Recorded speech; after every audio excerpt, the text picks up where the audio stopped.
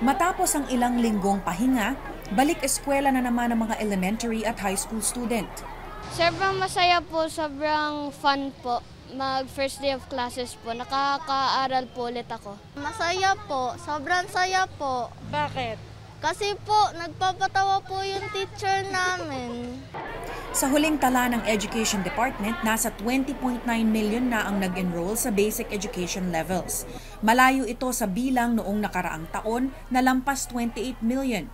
Pero sabi ng DepEd, masyado pang maaga para sabihin na bumaba ang bilang ng mga batang pumapasok sa basic education levels. Umaasa ang DepEd na tataas pa ang pinal na bilang ng estudyante sa susunod na 2 linggo, lalo na tumatanggap naman ang mga paaralan ng late enrollees.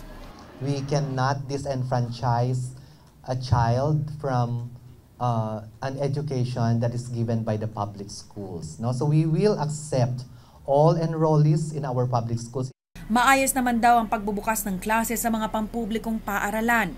Pagdating sa mga hamon na hinaharap ng mga estudyante at guro, hindi raw gaanong ramdam ngayon ang congestion o overcrowding dahil nagpapatupad na ng institutionalized blended learning ang mga paaralang mataas ang populasyon.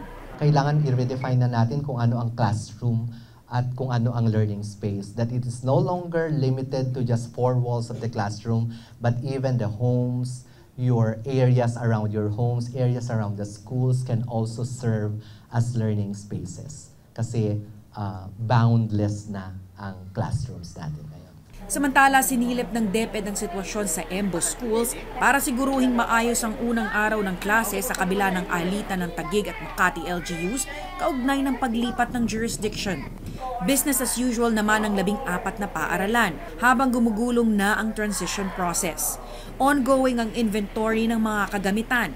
Makikita ang ilang equipment na may mga sticker na o tag ng Makati, gaya ng fire extinguisher, air purifier, electric fan at water dispenser. Pinagsabihan ng mga guro at iba pang school officials na huwag kumampi sa isang partikular na LGU. May nakita akong mga learners materials na galing sa Taguig, may learners materials na galing sa Makati, meron ding mga uniforms or school supplies na nakita natin dyan.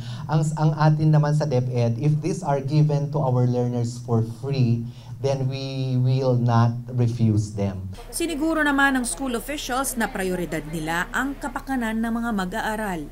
Wala pong problem sa amin. Napakasipag naman ng mga teachers natin at talagang inilagay namin sa puso at isip namin ng mga students. Hindi sila dapat maapektuhan ng kung ano man. Umaasa ang DepEd na sa susunod na buwan ay may maayos na transition plan na mapagkakasunduan na ang 2 LGUs. AC Nichols, CNN Philippines.